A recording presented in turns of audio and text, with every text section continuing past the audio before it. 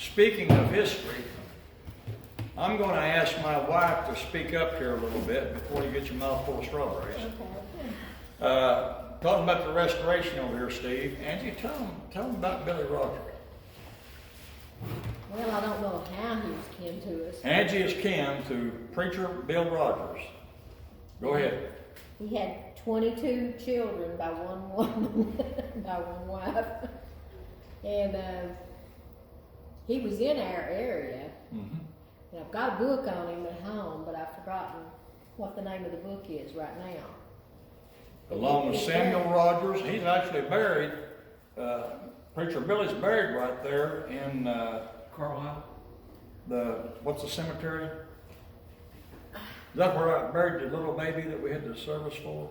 I don't think that was I don't think that was Samuel. Well, there's a Rogers buried right there in the cemetery of the Restoration Church, Ken Ridge. What, King Ridge? Yeah, Yeah. yeah. Well, that's her kin. She's a descendant. Really? Okay. Yeah. So Well, That's how there's Bridget an is. elder in North Lexington. Maybe Steve Rogers? Not Steve. Bert Bert Rogers. Yeah. Rogers. Yeah, Bert. You're related to Bert. Yeah, right. Well, distantly, yeah. Bert Rogers, and of course George L. Well, we've known George L. As long as he preached, pretty much.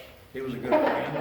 And then you have his other son is an elder at the Parish Church of Christ, where Clay Leonard is preaching now. There. But it's nice to talk about restoration, about things, and Benny didn't really want to volunteer his age to me, but he finally told me. He said he didn't care to tell me, he just wanted me to guess, but I didn't guess high enough. But that's all right. He gets around better than I do. Good to have you, Benny. We appreciate you being here. Okay, let's get back to our lesson. We're going to take a break at about 8 o'clock. If you all can see the clock behind me, to start waving me and shutting me down and whatever, and we'll make sure we do that. We've got to make sure we have enough room on our memory here to make sure we get everything to YouTube at the proper time. It'll be on YouTube tomorrow, right, brother? Okay, so I'm telling some people, I've got a whole bunch of people that want to watch us on YouTube, so we're going to have a lot more than we got right here tonight, so that's good. I appreciate them wanting to do that. Okay, number 4. Still talking about the 10 points and how to look at a parable and remember some things about that. We're going to look at Matthew 25 shortly. Matthew 25, 1 through 13. I've not got there yet, but we'll get there. We do have to remember, point number 4, we do have to remember that there is a cultural gap. A cultural gap. Now, I'm not saying this in the sense, well, we don't do this because we live in a different culture, and et cetera, et cetera. This one thing you can look at, the Bible says in Romans 16:16, salute one another with a holy kiss. Well, we don't do that today. It doesn't mean we can't, but during COVID season, it's probably not a very good thing to do. But we shake hands. It's different ways of greeting each other. So we don't mean to belittle anything like that, but I'm just saying sometimes customs change. Don't put customs in place of doctrine. That'll never work, friends. Okay, number 4, remember the cultural gap. So some of the images and metaphors have rich meaning to people in the days of Jesus that we're not always able or easy to recognize for those living today in the 21st century. For example, the parable of the 10 virgins. I want us to turn to Matthew 25 and let's read 1 through 13. And this will make our point, I think, more clear. Matthew 25, 1 through 13.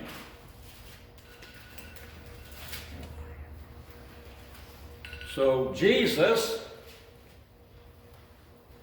starts off in Matthew 25, verse 1. He says, "Then shall the kingdom of heaven," see, there's the kingdom, "be likened unto 10 virgins, which took their lamps and went forth to meet the bridegroom. 5 of them were wise, but 5 were what? Foolish. They that were foolish." Now he's going to deal with the negative first. They that were foolish trimmed their, I'm sorry, I missed the word before that. Let me see. Took their lamps and took no oil with them. So they took their lamps, obviously with a shortage of oil. Now you can kind of see where this is going, can't you? Okay, verse 4. "But the wise took oil in their vessels with their lamps." So you can easily see a contrast. Some were prepared, some were not, obviously. Okay? "While the bridegroom tarried, they all slumbered and slept." What did they all do? They slept. They rested and they slept.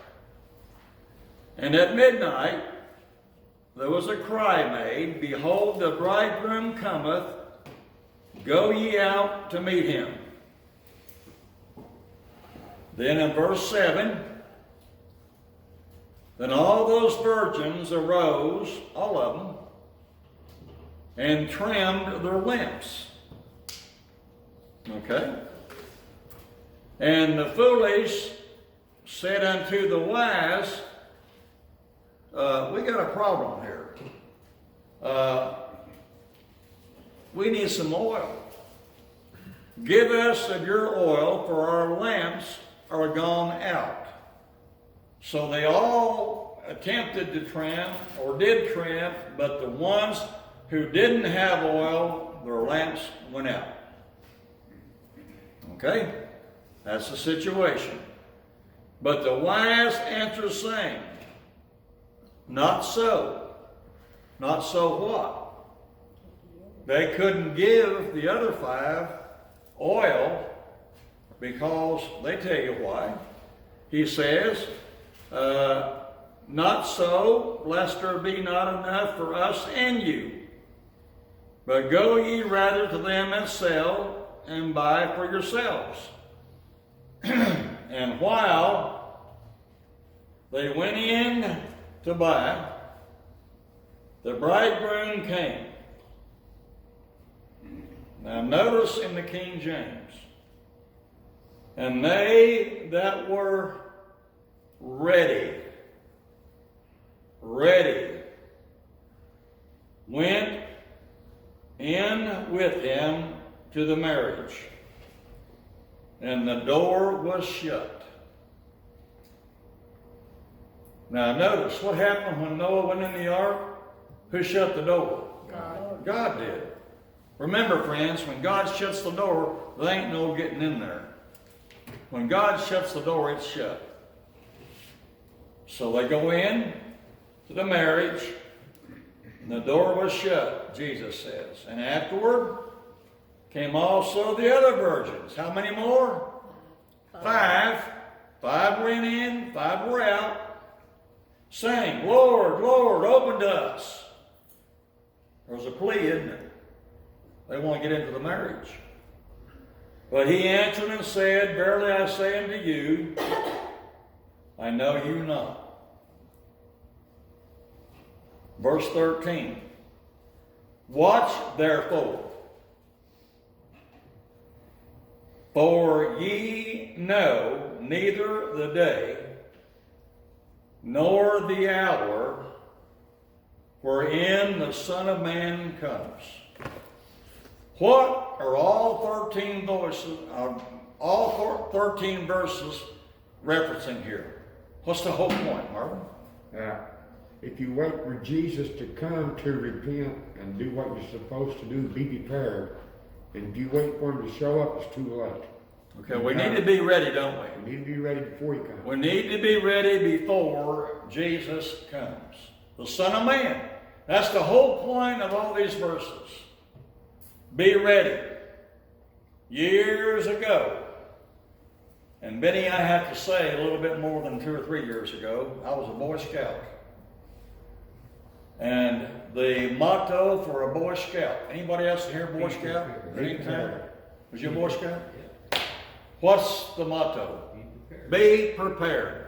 I have used that. I believe I became a scout so I could use that in future years in preaching. Because I have used that over and over and over. You remember the 12 points of scouts?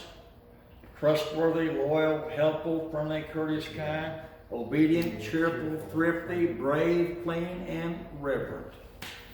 Once you learn them, you got them. All good points, aren't they? Be ready. So what's the point of this parable? Be ready when the Son of Man comes. Now, let's kind of break that down a little bit more. Any questions so far? Comments? Okay. It makes a whole lot more sense to me to understand the marriage customs that were present at the time of Jesus. And the more we delve into that, the easier it is for us to, I think, make application. And the whole point here, and I don't have time tonight to get into all the customs, but you know, they're extravagant at times. Much more than what we acknowledge today and even do today. I mean, in the days of Jesus and around that time, if a person was betrothed, they were engaged, but to the Jew, it's just like a marriage, only it hadn't been consummated yet. So, the whole point here is of the parable of the 10 virgins. You've got time to be ready, obviously. And on the day of judgment, when it's too late, the door is going to be shut. And if the door is shut by God, who's going to be able to open it? Nobody after that. That's it. So remember that. I love the parable of the 10 virgins for that sake, and that's the whole premise there. Okay, number 6. I mentioned this a while ago. And this is not engraven in stone, but we can normally know, number 5, that parables usually have one point. Now, our understanding of a parable and its details should all flow from the main point. This will be a crucial step because the main point of the parable is the reason Jesus put it forth to start with. He's going to explain something in more easier terms for us to apprehend and to understand, and then make proper application. So, here is something I'd like to just say, some recommended questions to find the main step. I don't know exactly how I worded this on your sheet there and the points, but what are the main characters? Number 1. Who are the main characters? What occurs at the end? What happens at the end? God closes the door. Okay, with the 10 virgins, yeah. God closed the door, and then there were 5 who were unprepared, and they lost out. Number 3, now, if you're reading in normal English books or historical books or whatever, you won't find this necessarily in the Bible, so at least not the versions that I use. note if there is quotation marks. That will help you to understand more if someone is writing maybe a paper or a thesis or something like that about the lesson. And then, finally, remember who and what is the focus of the story. That will help you, I think, tremendously. Okay, let me review those quickly. Who are the main characters? Jesus and the bridesmaid. Okay, what occurs at the end? God closes the door. Okay, God closes the door to those that are not prepared. And of course, this doesn't apply in this case, but what are the quotation marks listed? Well, it's not specifically listed there. Who, what is the focus of the story? Well, it is Jesus and the virgins. And the point is, some were saved, some were not. Is it possible? Now, Vinny's a preacher. Is it possible for all people to be saved? If they obey. It's possible. Possible. But will all people be saved based upon what the Bible teaches us? No. No. No. Else, why would you have a narrow gate? Why would you have a wide, broad gate? It all boils down to which one people choose. I mentioned last night in our Bible study at Stanton. We choose what we do. I like country music, but I don't like necessarily some of the lyrics. I don't necessarily care for the morals of some of the singers, but I like music. George Jones is one of the ones who I like, but I certainly didn't approve of his lifestyle. But he also had a song out named Choices. And he makes that point in the song. We all make choices. Thankfully, those who are here tonight have that good relationship with God that you chose to take some time ago, and maybe you haven't yet. If that be the case, I'm trying to get to know everybody a little bit more, and eventually I'll make it round to you when we have enough meals to talk to all of you. I'm jealous of Elijah back here because he's got hair and I don't. And we talked about that Bible character. You know what happened to the kids who scolded him for his bald head or made fun? Watch out for those bears out there, Elijah. But I want to get to know you. I'm going to tell you, friends, as a given to all mankind, whether you are a member of the Church of Christ or not, I love you. I agape you. I want the best for you. Always. Sometimes we don't always choose the best way, though, do we? But we should. And maybe we can encourage each other to do that more in our life for Jesus Christ. Now, when we talk about more details, number 5, parables, as I mentioned, usually have one point, but our understanding of a parable and its details should all come from the main point. Okay? They should modify, point back to, focus in on our understanding of the parable. This is a very important point because the main point, and I'm just giving you all some tips here. We haven't even started any parables yet. And I want you to practice this as we get into our parables later on. But this is just kind of the foundation that we're laying the groundwork right now, if you will, as we prepare for these parables.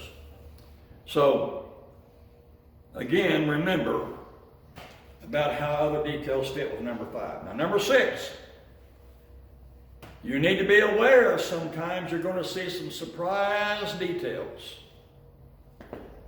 Certain parables will have shocking and unexpected twists in the story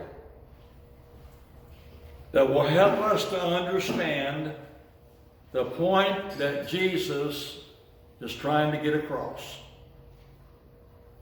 Although we may have a careful reading, that will allow us to usually expose these special details. Sometimes details are a little bit more tricky to pick up on, due to what I said a while ago about some cultural differences and maybe our lack of being familiar with parables. That listing I gave you for your notebook talking about parables, there's some there you probably know very little about. But they're generally considered by most scholars around 30 to 32, 33 in that framework somewhere, about how many there are. Don't get caught up on that though. An example, I'm going to give you an example of what I'm talking about here. I think it always works best. An example of an important and surprising detail is found regarding the parable of the unforgiving servant. Unforgiving servant. Now take your Bibles and turn to Matthew 18, please, if you will. And I thank you all for being patient with me. I'm trying to be able to see some of these verses. Matthew 18, 23 to 35. Matthew 18, 23. There's another paraclete there. Starting a new thought. Okay. Therefore, Jesus says, is the kingdom of heaven. Remember now, these are kingdom parables. Kingdom of heaven, excuse me, likened unto a certain king, which would take account of his servants. When he had begun to reckon, one was brought unto him, which owed him 10,000 talents. But forasmuch as he had not to pay, his Lord commanded him to be sold. And his wife, this was the culture, and his children, and all that he had in payment to be made. Ladies, would you like to have been married to this guy? Verse 26. The servant therefore fell down and worshipped him, saying, Lord, have patience with me, and I will pay thee all. Verse 27. Then the Lord of that servant was moved with what? Compassion. And loosed him and forgave him the debt. How great. Now notice, verse 28. But the same servant who was forgiven went out and found one of his fellow servants,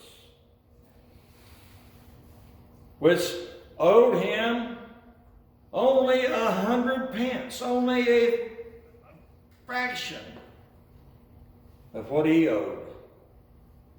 And he laid hands on him and took him by the throat, saying, Pay me what you owe me.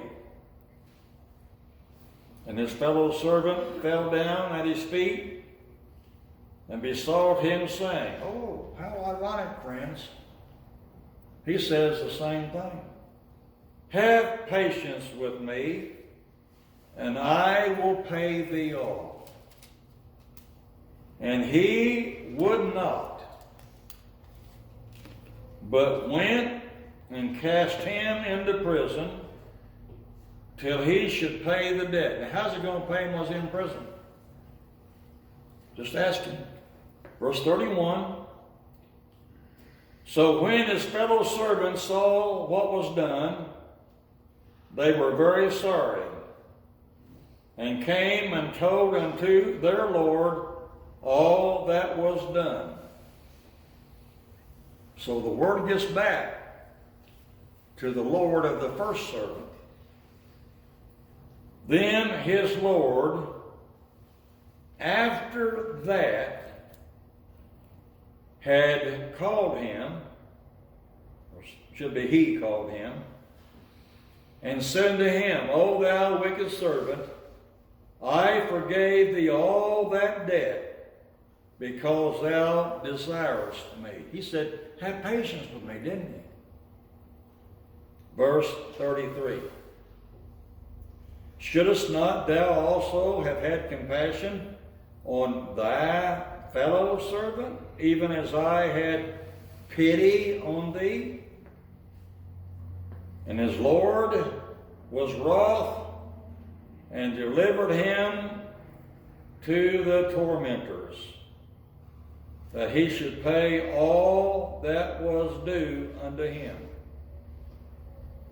Okay, now, here's your summary verse. So likewise shall my heavenly Father do also unto you, if you from your hearts forgive not every one his brother their trespasses. Now here's the point. Brethren, all that is said to captivate us into the story of understanding. If we do not forgive those whom we need to forgive, we will not be forgiven.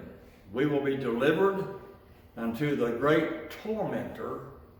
His name is called Satan. Now, I want you to pause just for a minute and think about what we've just read. What do you see as one of the surprise details of this parable and the difference that between the first servant and the second servant? One owed a lot and one owed a little. There you go. One owed a tremendous amount, maybe millions of dollars. Another owed just a fraction of that amount. The one who owed the most was forgiven. The one who owed the least, that servant who was forgiven, he would not forgive. Now, he was called in before the Lord and said, you know, I'm going to paraphrase this, if you don't mind. This is the Shoemaker's version. This is not doctrine, just my observation. We need to have compassion and pity upon those who owe a debt. You all, when you have youth rallies, I know you sung this song, and we used to go to them years ago, talking about Jesus. I owe a debt I could not pay. He paid a debt he did not owe. I needed someone to take my sins or wash my sins away. Think about this. So, what does all this show us? The great magnitude of God's forgiveness of us and how we should lead us and others to forgive. I'm going to tell you something. There's no room in the Lord's kingdom for revenge. Did not the Lord himself say, vengeance is mine, thus saith the Lord, I will repay? What does that mean? Y'all just don't worry about it. Just don't worry about it. I'll take care of it. We need to be busy about the things that really matter and not be hung up on this other stuff. We need to just simply have a forgiving, pitiful, compassionate heart, because if we don't forgive others, the point here is we will not be forgiven, period. Questions, comments? Yes, sir.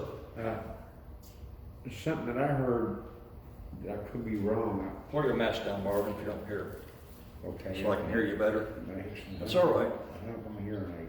That's all right. A message that I got out of that was just that when it come time for judgment, the first one wasn't ready. But he had his heart in the right place, and he did what he could do, and he asked for forgiveness, and he was forgiven. And that was the message that I got out of it. Okay, from the very first servant now, remember, the very first servant, he owed much more than the second servant. And he pled with the Lord to forgive him. And he did. But didn't he live by a second standard, a dual standard? Yeah. Now he goes and judges his servant and demands more, even though he owed the less. Yeah. Steve? I think it also shows that you can lose your salvation. Yes. So the once saved, always saved. That's right. Is an example here. You were saved, but you gave it up. That's right. That's right. You know, we need not get complacent and too comfortable with who we are. We need to remember we're saved. But brethren, remember, Galatians 5 and verse 4. We can fall from the grace of God. Now, we don't want that to happen.